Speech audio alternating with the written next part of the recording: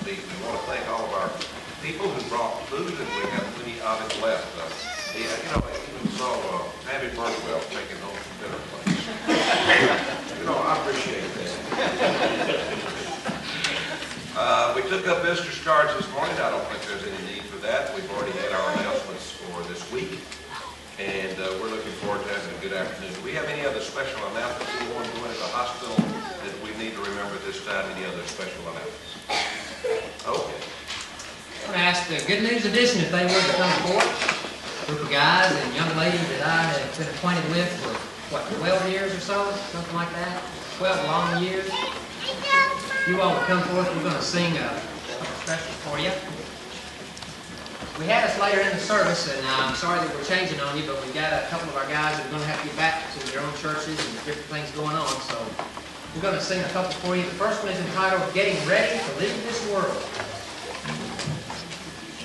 Where are you? Get in there. Linda's always there on time.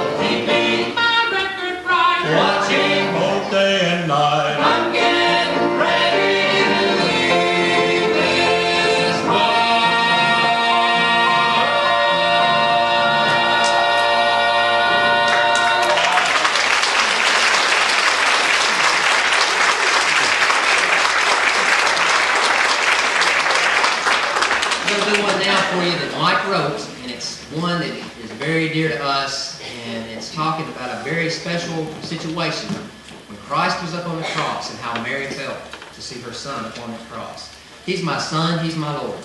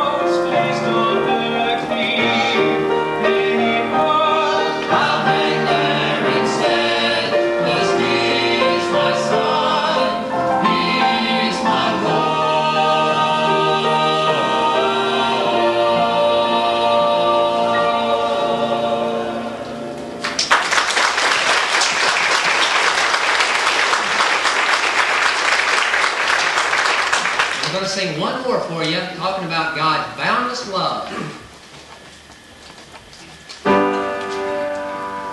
There is not a mother, sister, and a brother loves the way that Jesus can. He proved His love for me when He died on Calvary. He gave His life for fallen man. His love is a boundless love, and it reaches down and touches me.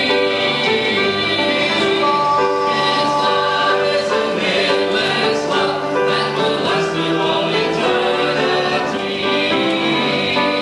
Jesus wants to love you. There is none above you. You are precious in His sight. He will never fail. Day and night. His love is a boundless love, and it reaches down and touches me. His love is an endless love that will last through all eternity. His love is a boundless love, and it reaches down and touches me. His love is an endless love that will last through all eternity. His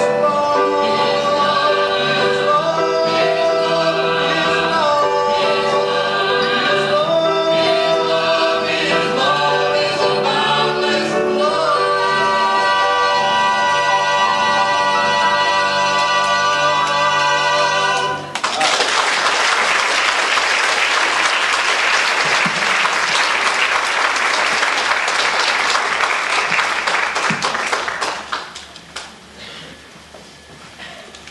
Well, I can't follow them either.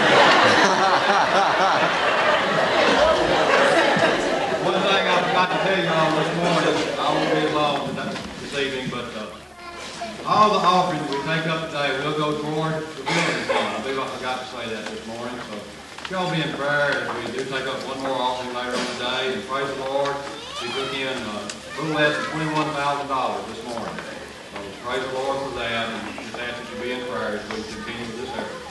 Thank you. As we continue our music service this afternoon, we're going to have an offertory hymn, and I'm going to go ahead and announce this immediately after our offertory. We're going to have special music that's going to be given by Amelia Pienza. Probably didn't say that right. You'll have to correct me when you get up here. And also, right after that, we'll have Bob and Kim Beal. And we appreciate you all coming to share for us. And let's just graciously receive them today. As we continue at this time, let's go ahead and turn to hymn number 425, Heaven Came Down. And let's all stand if you would, please.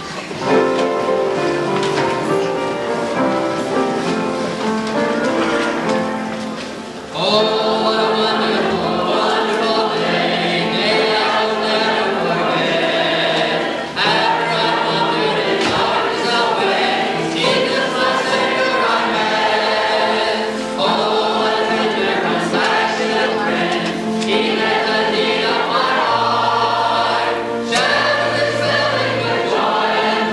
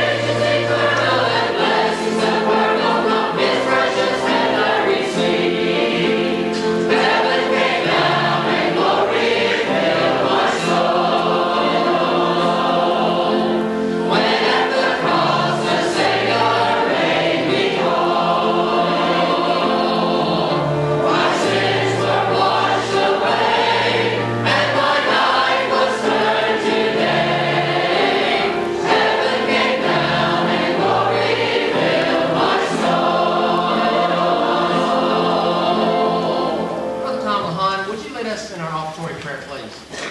Our loving Father, we thank you for that glory, the joy to gather in this place, worship Him, and grow the glory from heaven. Thank you for the Lord Jesus. We thank you for the fellowship of faithful believers in you, for this special day, for special joy this morning. This Spirit, may your blessings rest upon the altar as they follow your leadership for the future. May you lay upon the hearts of the people that they may respond to the velocity of your people for the blessing of this community. In Jesus' name.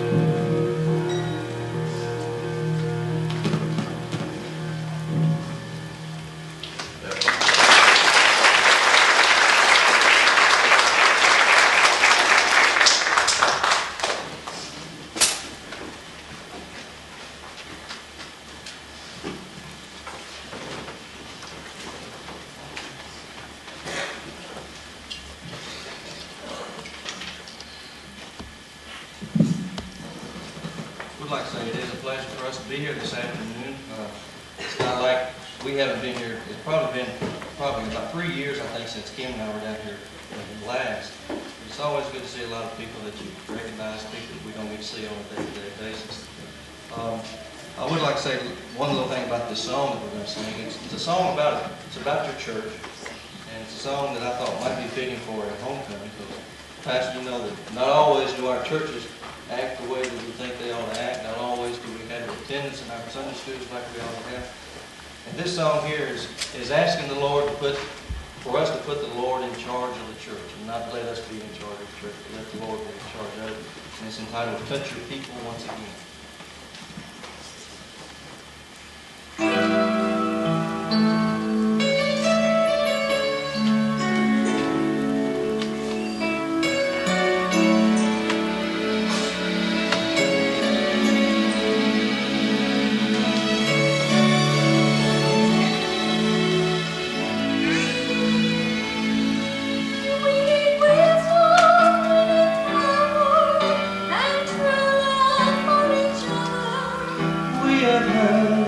So many big but empty words.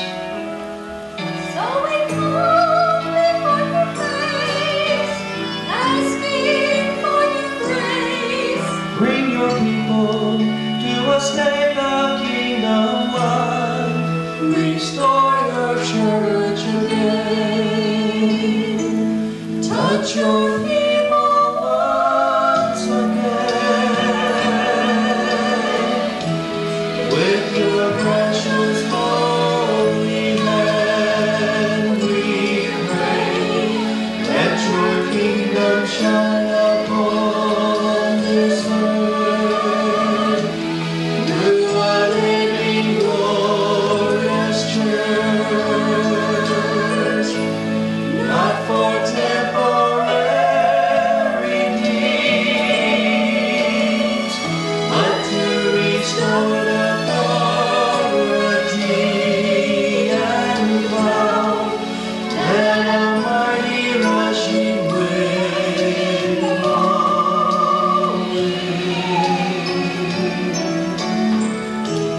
touch your people once again.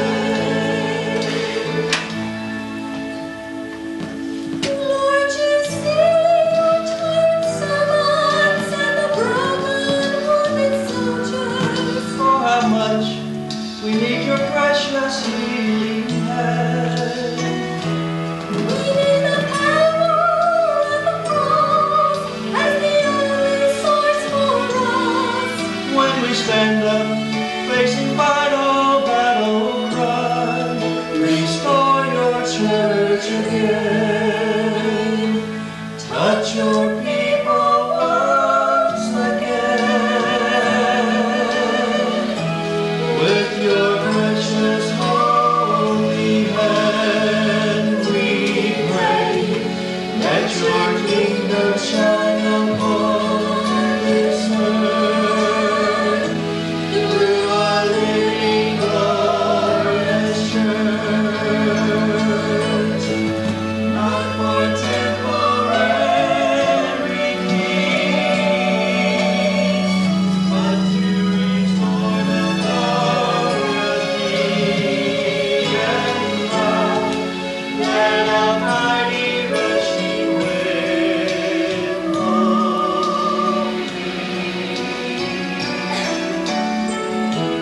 Touch your people once again. Let a mighty rushing wind blow.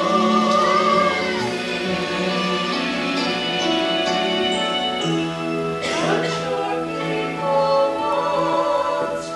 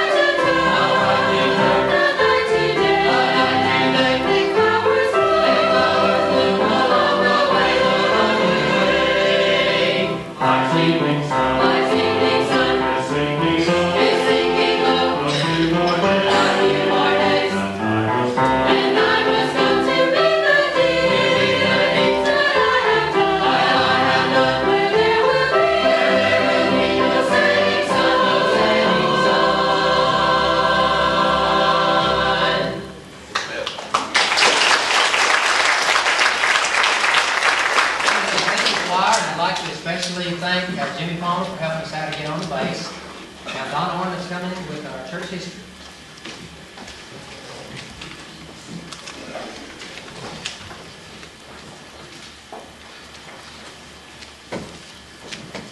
10 years ago, I did the Jesus.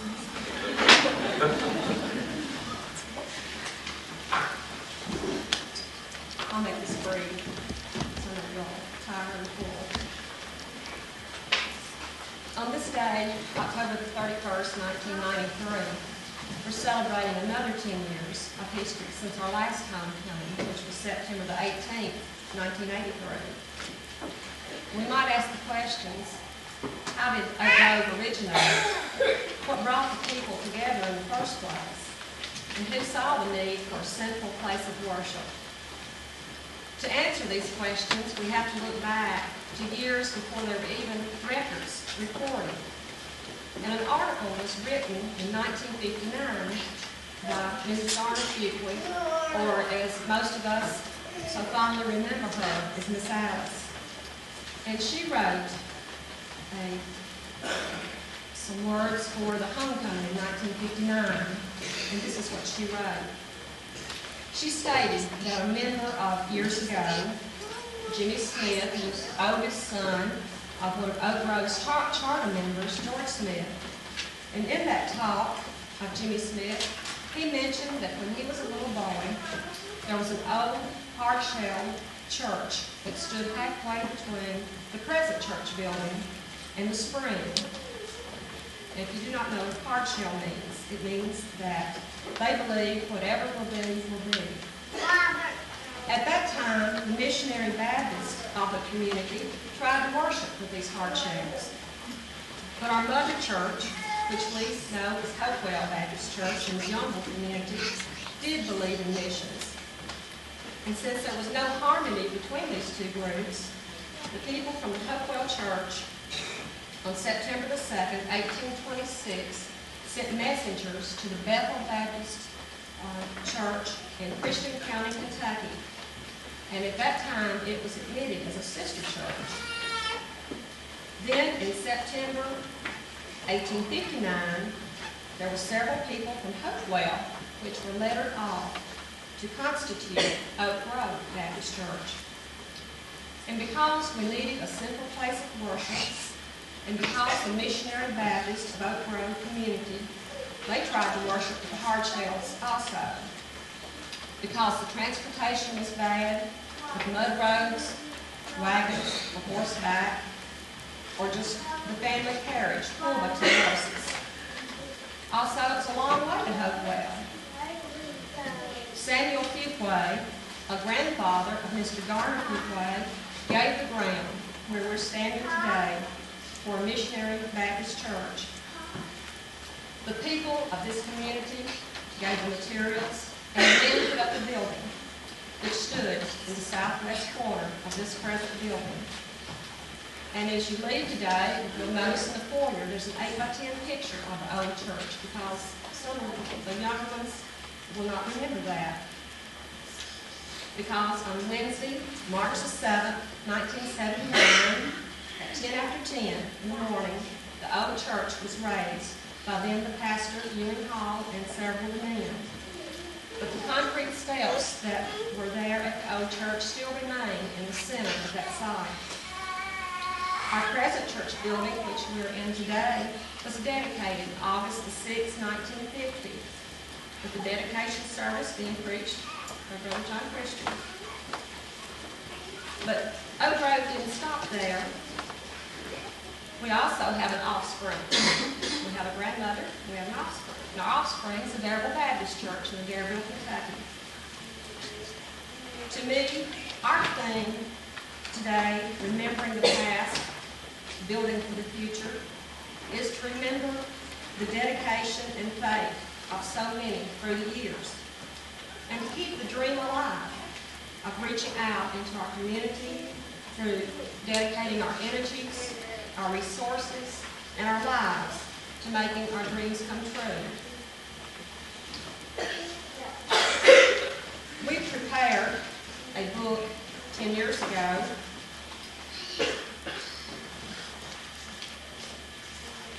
and it looks something like this. And I have added 10 years of history to that book, and we've made a new cover. These are available to you today. There's some on the front rows, there's some in the back, and we would be glad for you to take one home with you today if you like it. This book contains highlights of the history of Oak Grove Baptist Church from 1858 to the present day.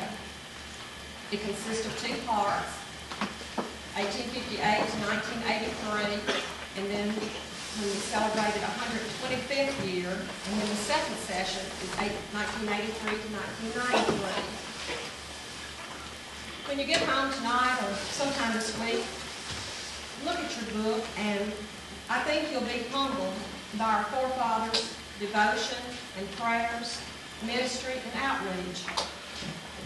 And as we celebrate today our 135th anniversary, let's just be thankful to the Lord for the way He's used our church through the ages as a light for His glory. I'd like to dedicate this book to, number one, the sacred memory of these pioneers who laid the spiritual foundation for this church. Number two, to those who today seek to continue the work and maintain the spiritual growth of this community. And three, to those who are going to follow on in our footsteps and whom we're going to place our faith and confidence to promote the kingdom of God. And looking ahead, may each one of us realize our place in this wonderful church and continue to support it through our energies and devotion and prayers.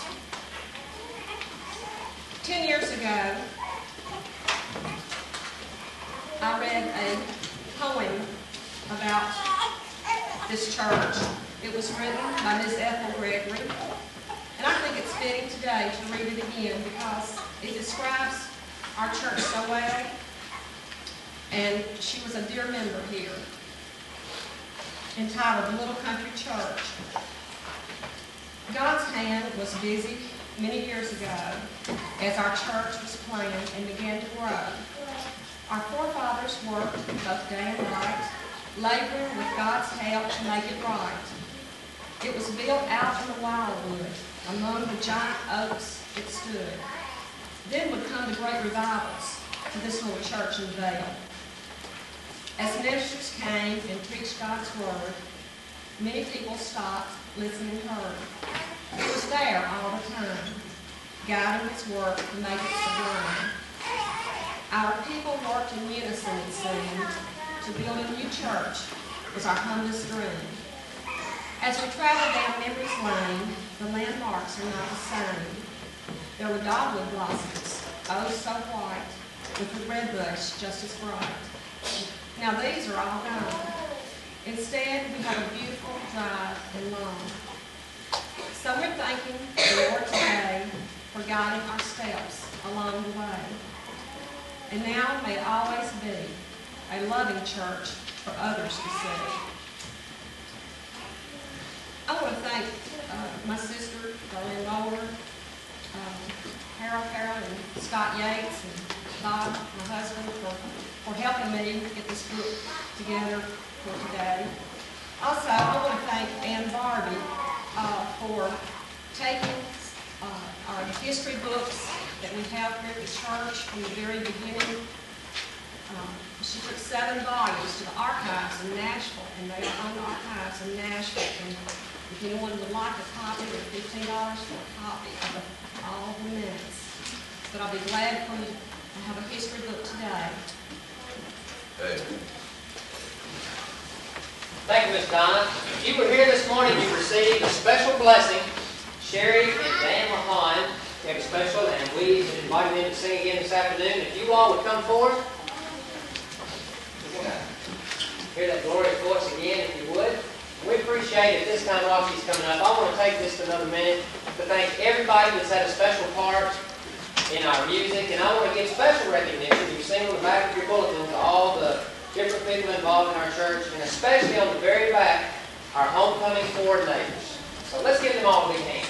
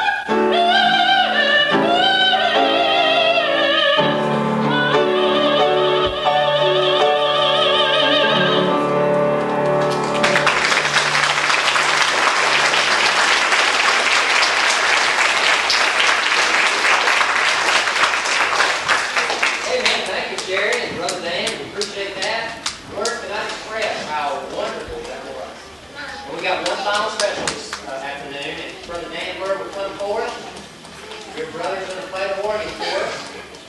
Appreciate you coming, Brother Dan. Cody, Damien. Come on, Dad.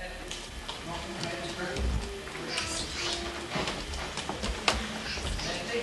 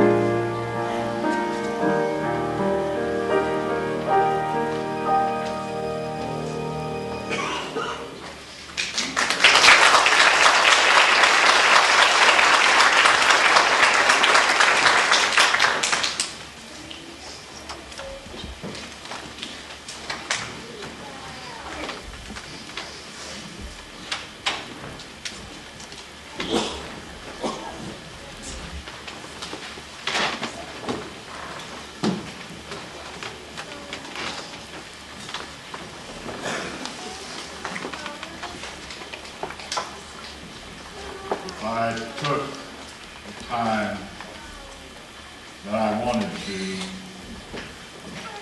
you would be here until the wee hours of the morning.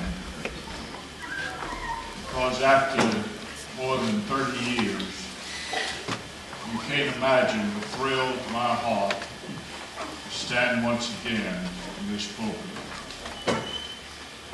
I wish I had words to adequately express the gratitude in my heart that Kathleen and I feel for you.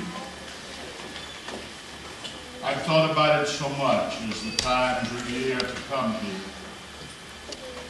I just don't believe that any pastor has ever experienced the joy, the satisfaction, and the love that we had in the 15 years that we spent here.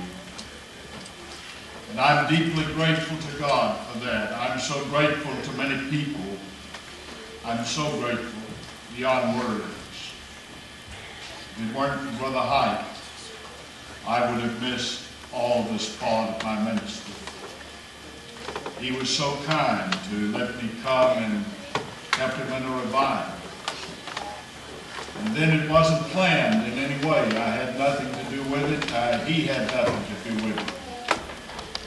When Brother Height was called to greater places of responsibility, and I came as an interim, I was just going to stay a while till you got a pastor, and I stayed for 15 years.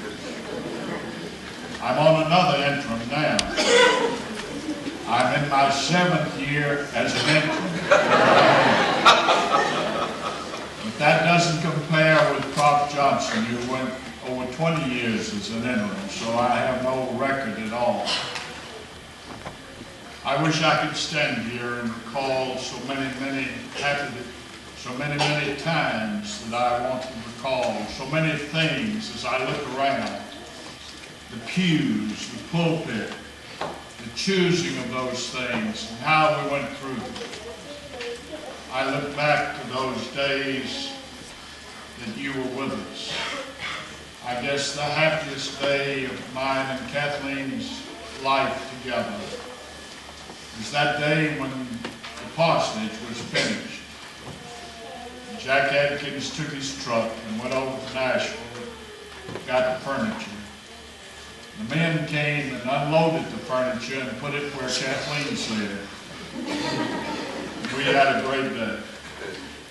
It was a wonderful time that we will never forget and will always love it. Then when we went through the deepest valley we've ever been through, when God called John Mark home to be with him, and you stood by us as no one else could stand by, we'll never forget it. And then I remember quite well that morning when I came and said to you, Jesus, the same Jesus that brought me here is the same Jesus that's taking me away. And you got up and sang, what a friend we have in Jesus. You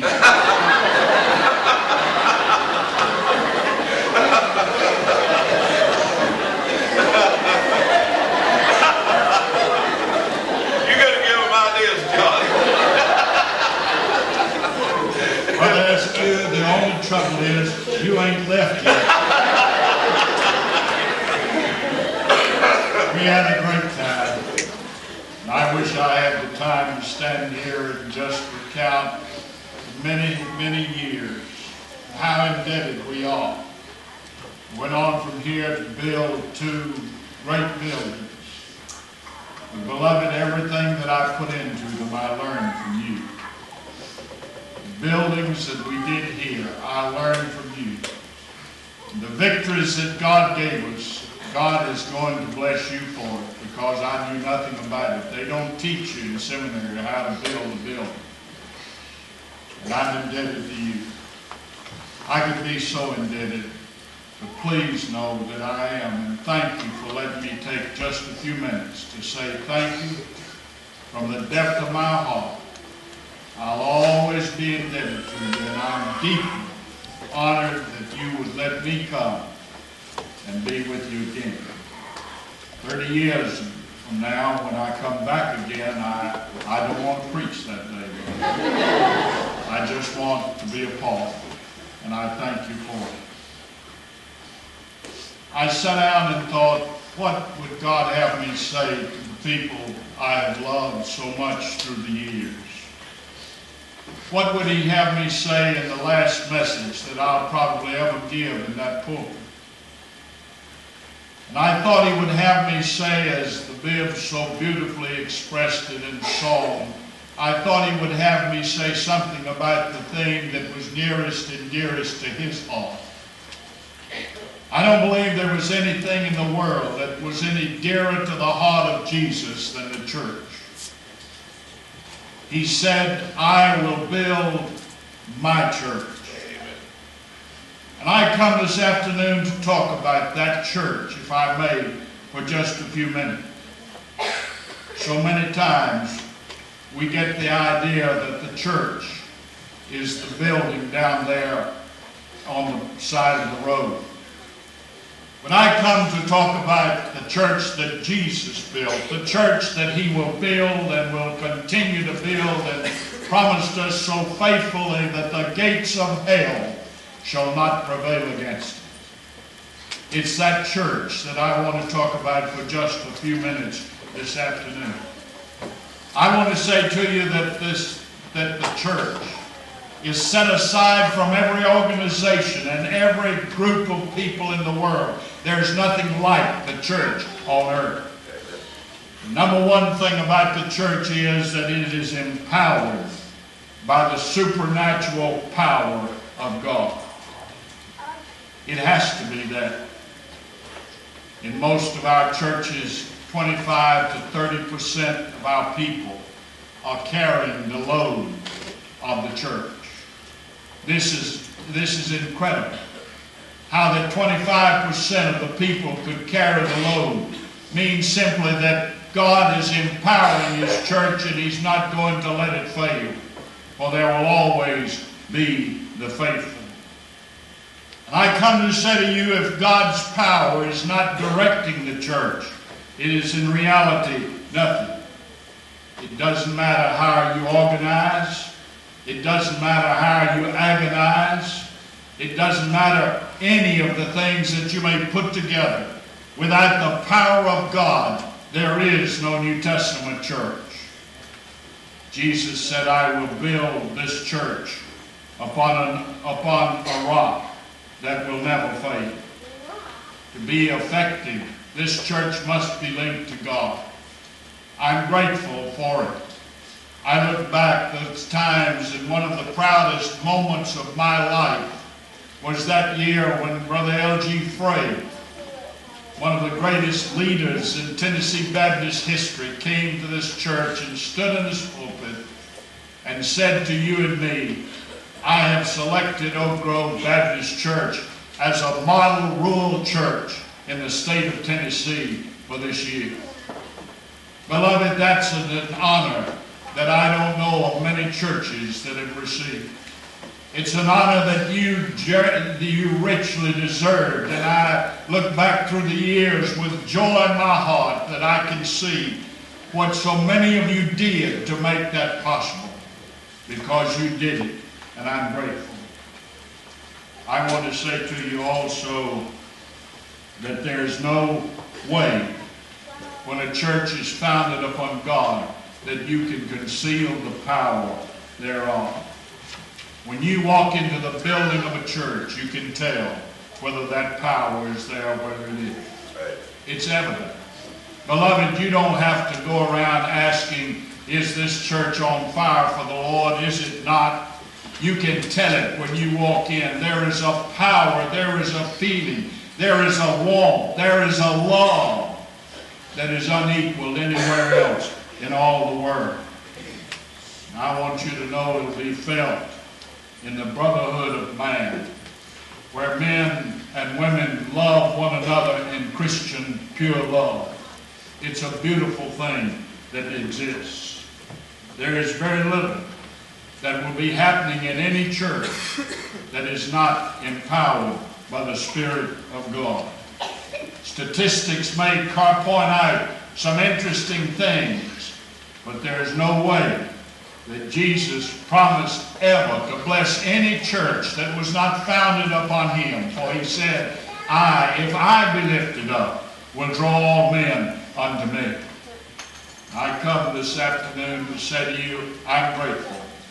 I'm grateful for the heroes of the past and for those of the future that will stand here. And I'm grateful for those that I knew through the years, whom I'm sure gathered around the outskirts of heaven today, looking down upon this glorious time. There are many hearts that have gone on to glory, who have done much in this building. I miss many of the places. I look to my right and I remember, as I could, almost go back through building and tell you how, starting here with Mr. and Ms. Parsons, who sat right here, all the way back.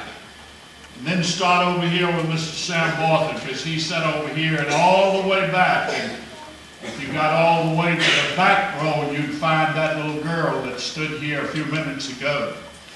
Learned to walk on that back seat back there. I love it. I appreciate it. If you could be in Kentucky, you would read repeatedly about the Lawhorns and their musical ability. Beloved, I come to you to say if God hadn't empowered this church and hadn't directed this church and hadn't led this church, God would have never called this young lady to bless the hearts of Kentucky Baptists as she and her husband have blessed them in this life. I'm deeply indebted beyond words. Let me talk for a minute about the leadership of the church. I am talking not just about the pastor. I'm talking about the membership of the church. I'm talking about those who lead, those whom God has called. They are God's men. There's no question about it. They're called and directed by God. There is no doubt about it. I know we've made lots of mistakes, but I know one thing that I learned from you. There were unsurmountable times that we faced as we put this building together.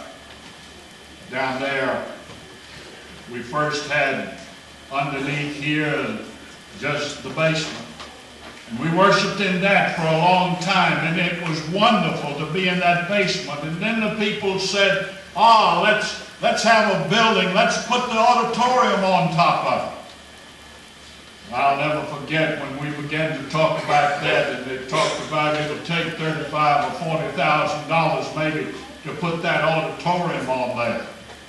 I remember well how gathering around a group of men one day here in the community, and some not members of our church said, "You surely don't want to go in debt like that. You'll never get it paid off. Why? Wheat didn't bring in anything this year. The corn is ruined because there was no rain, and tobacco crop is failing. It's not good. It cannot be done." And I'll never forget, as we walked away from those people, Mr. Barbie looked at me and said, "Pay no attention to him." You knew him, that's what he meant too. And don't pay any attention to him. And I'll never forget how we built. I couldn't help but notice the crack over the window.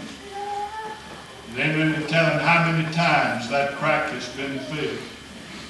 You know, the reason for it is the very reason for this building. This building was put up when there was a time that we could not get steel. When they made the wall, they made the foundation down there, they started right under that window over there and went all the way around and came back around, and as it was supposed to be done and always is done, steel is put in there. Where it pulls it together, there was no steel.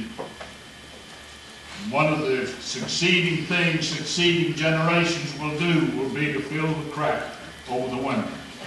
There's nothing can be done about it. It'll always be there. And it simply says to me that when God's men try to do what they try to do under the leadership of God, it will be done. It isn't easy. The main reason is they're on God's mission. It's all for the glory of God. It can't be defeated. I'm grateful for that. This building wasn't built out here to honor anybody, any earthly individual. We're grateful for those heroes of the past who started it, who put together that early building, and what a joy it was to worship in that little building. Pulled us together, brought a great unity of spirit and love together, and it was a thrill. Then when we came here, it looked like we were coming into a new world almost. But it was because God was still leading. And I thank God for the leadership of those men, some who are here today who took an active part and who have taken active part in the building you're going to build. People who care, people who are building not for the present, but for the future. And I thank God for for those leaders who are building in that manner. One of the reasons why this building was built, and one of the reasons why you're building, is that there is a God-sized vision. A vision of the future. Scripture says, where there is no vision, the people perish. And I come to say to you, beloved, the vision is not only for buildings. The vision is the igniting point of any great church. When a church loses its vision, when they forget there's another generation coming, if Jesus tarries, they begin to do something for the glory of God. There are no large and small churches in God's eyes. Not at all. Thank God He loves the church. Thank God I used to go and hear Dr. R.G. Lee as he would preach, that great preacher from Memphis, Tennessee. He'd go back and he'd say to us, boys, no matter where you are, if you're where God wants you and you're doing what God leads you to do, you'd better be there than to be President of the United States. And I know that he was telling the truth. The church needs a vision of a world mission. I thank God that you have done that. That through the years you remained loyal and faithful to the cooperative program. I thank God that you were missionary-minded and that you were concerned about missions. And I remember many times when you would take up a special offering and do things that were necessary in order to help other people. I learned from them, from you, a theme that I've carried through the years. You said many times, because we care, we shall. Many times I've seen you care. Many times I've seen you share. Many times I've felt that, and you've done it with me and been kind to me. And I know you've been the same with the other men that sit here in my presence this afternoon. It's a thing that you love and will never forget. But I want to say one thing and close quickly.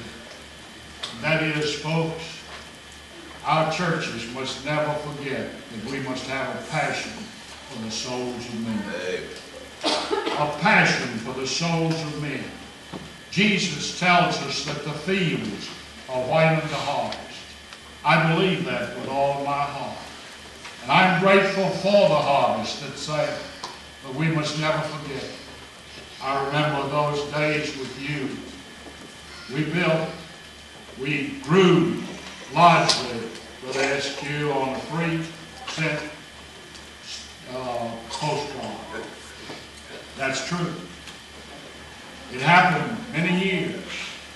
I would go up here and go in my den on Sunday night, and I would start going down the road, right down this way. And I would begin to say, was Lucian there? Was whoever's living in this low house there? Were the Barbies there? All night to the Robinsons, were they there? Whenever I found somebody that wasn't there, I'd write a postcard. People got so tired of postcards from me, they almost had a bucket at the post at the place where they could throw a postcard. Because if they didn't come to church, they knew they'd get a postcard. And then I'd start up there where I was and go up the hill. And if the hills weren't there, I'd send them a postcard. Beloved, it simply said, we care. I want to say to you, you can build from now until doomsday, but when you lose your concern and love for souls that are on the road to hell, you cease being God's church. Because there's nothing in this world that He cares like this. Jesus told us there's a broad way and a narrow way. That many are on the broad way, but there are few on the narrow way. I thank God for those that are on the narrow way. I thank God for those that one day will be in that number that will be together. I enjoyed so much this afternoon recounting old acquaintances and seeing you once again. going through memories with you. Some of them not pleasant, some of them heart-aching, of course. But going through some glorious times that happened in 15 years together. I enjoyed it. I sat down over here and I thought, isn't that going to be just like heaven? This is a little toast of heaven, a little bit of heaven today. To realize that one day we're going to be there. We're going to enjoy the glories of heaven. I remember so well that boy who came back from Vietnam and told the story. They had had a terrible battle in Vietnam. Many were wounded. Many were seriously wounded. The Red Cross had gotten them in the tents. And all of the personnel that were waiting on the soldiers were doing for them all they could. They were trying everything they could to help them. While they were working with them, way over in the end of the tent, there came a voice that said, "Here, here, here." One of the nurses heard the voice. As soon as she could finish the bandaging of one of the boys, she made her way over to where she heard that voice. She said, "Did somebody call a nurse?" None of the boys answered her at all. A few minutes she said, "Did somebody call a nurse over here?" Nobody said a word. She turned to walk away and she heard this voice again. "Here, here." She saw the lips move and she went to the boy, went to the soldier, knelt down beside him and put her hand on her brow and said, "Soldier, I'm the nurse. I'm here with you. Were you calling me to come here for some purpose?" And the boy tried to open his eyes, and the best he could, he looked into the eyes of the nurse and said, "No, nurse, I wasn't calling you. They're calling my name in glory, and I'm answering here to my name." I hope that that can be the goal and the vision of this church, that not one can leave this community without having been witness to the saving glory and the knowledge of Jesus Christ. Thank you, and may God bless you, is always my prayer, because we love you.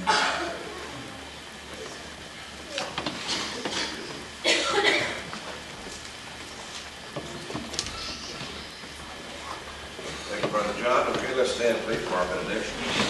Brother Bobby Smith. Bob Smith, sorry. Dismissed. Father, we thank you again for blessing this day. Lord, it's good to be here. It is good to be reminded of where we have been. Lord, it's always good to be reminded of where we can be, and where we must be in the future. Thank you, Father, for the blessings of the past. Keep our eyes focused on growing and building for the future. All to bring honor and glory to your name. Bless this congregation. Be with us now as we go to our home.